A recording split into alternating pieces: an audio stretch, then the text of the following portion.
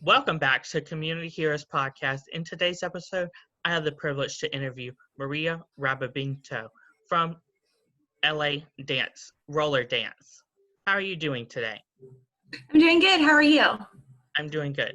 Can you talk about your disability and how it affects you?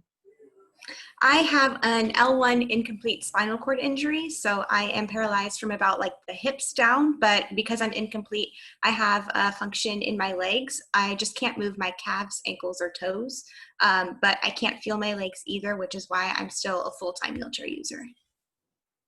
How has it affected you in your everyday life? For one, I have to use a wheelchair every day, and sometimes I have to deal with uncomfortable stares from people and things like that, but I've decided to make the most out of my life as a wheelchair user, and I've decided to kind of own it and make the most out of it. And I've learned that when I do that, I kind of get less pity looks, which is really great. I hate the pity looks. Of course, there's been times where elevators don't work. Most of my limitations are physical limitations. So anytime there's not a ramp or anytime there's not an elevator, that's when I tend to get the most frustrated. But other than that, my life has thankfully been relatively quote unquote normal. How were you diagnosed with spinal cord injury?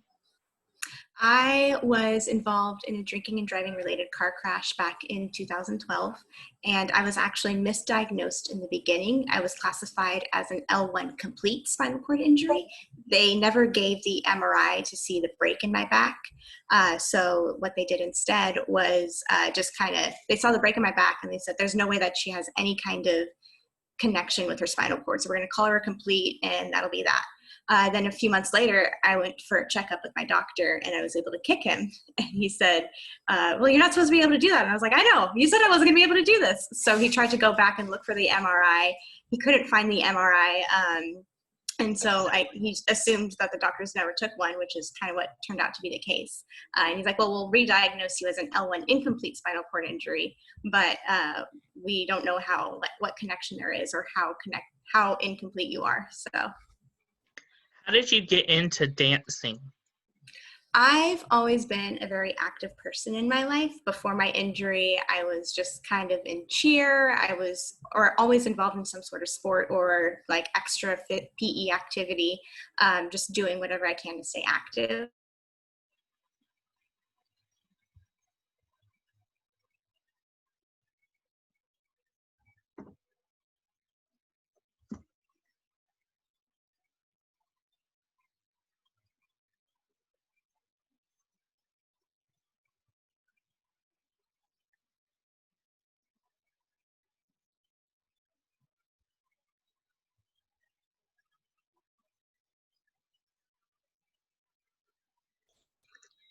Hold on. So how did you know that you wanted to become in the roller skate in the LA Rollettes? I wanted to be a Rollettes dancer pretty much just because first I wanted friends and I wanted to be surrounded by other women in chairs, but the Rollettes became something so much bigger after that. We have been motivating so many other women in this world, and our mission is to empower women with disabilities and shift perspective through dance. So we are always out there just trying to inspire other people to live the best life that they possibly can, and I really enjoy it. Can you talk more about the Rollettes and how it got started? Yes. So it started again with just that one-time dance camp kind of thing, which the dance camp is something that has continued every year and has become something so much larger with the Rollettes experience. But the dance team is just formed. We have 6 of us full-time members and 2 kind of mentors on the team as well. And we do things like dance, and we do kind of lifestyle activities. So I do fitness per se. We have a girl named Steph. She's a quadriplegic and she does makeup. She's a professional makeup artist. And we just do lifestyle tips as well as dancing to kind of show other women in chairs how they can still live the independent, fulfilling life that they deserve to live. How did you know that you wanted to become an athletic trainer? When I was first injured, again, my my main goal in life was to become as independent as possible. But after I got my independence back, I realized that I never thought about what I wanted to do afterwards.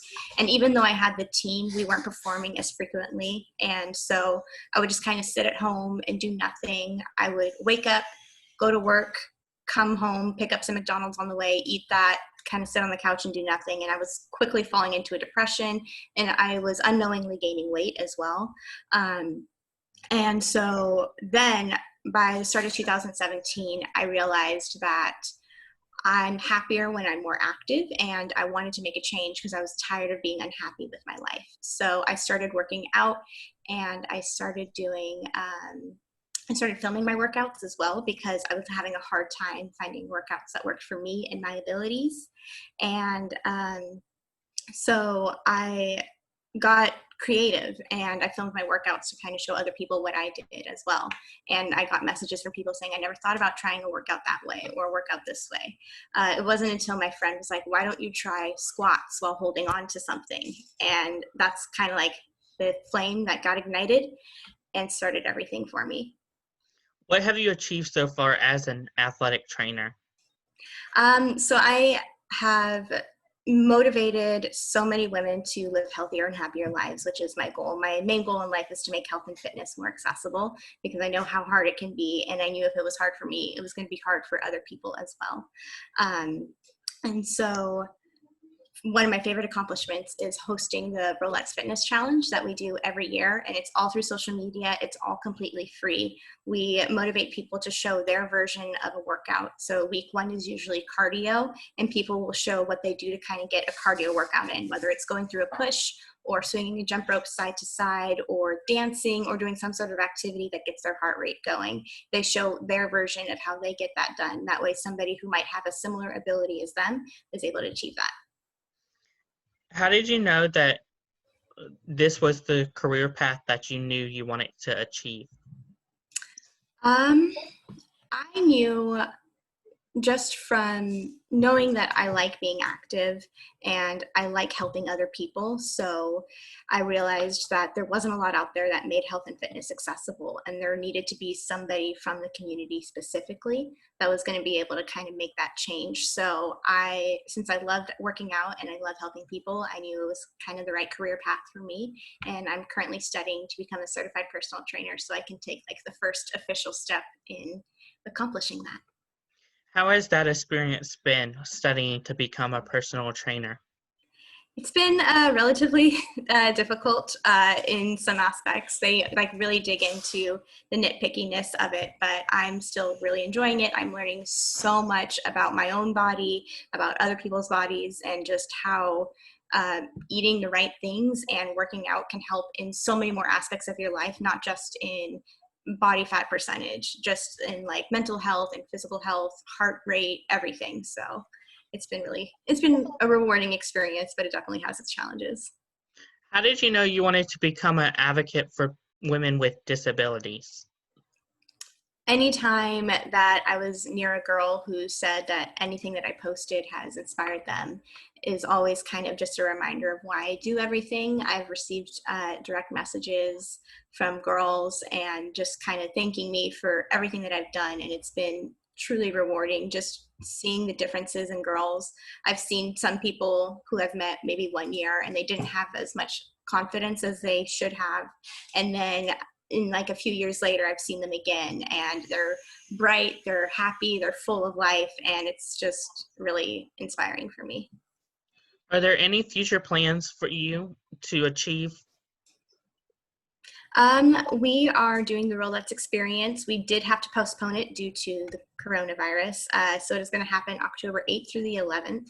And I'm really looking forward to that. It's an event for women in wheelchairs. Last year we had 175 women attend from all over the world. And we do so many fun activities. We have dance classes. I do a fitness class. We even have a fitness chat as well, a makeup seminar. There's a pajama party, a pool party as well. It's really just like a big weekend-long event where other women in chairs can be literally eye level with each other. And it's really cool to be around and be a part of. How can our listeners be more a part of Rollettes dance? They can they can always follow us on Instagram, TikTok, Facebook, or YouTube. Our Facebook is Rollettes Dance Team. Our Facebook is Rollettes, ROLLETTES. Our Instagram and Twitter is at Rollettes_LA, and so is our TikTok. And our YouTube channel is Rollettes Dance Team. You can find all of our stuff there. If you want to find everything or look up more information, you can visit us at rolletsdance.com. What are you more looking to achieve in your future? In my future, I want to live in a world where health and fitness is more accessible, and people can live a healthier and happier life without going through these uphill battles and struggles of finding workouts that work for them and their abilities. And to just be in a world where people with disabilities are accepted for who they are and maybe not so much as pitied. The world is accessible both physically and mentally, and that would be an ideal world for me.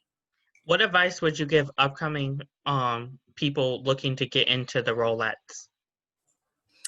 Definitely attend our Rollettes experience. It is such a fun, amazing event.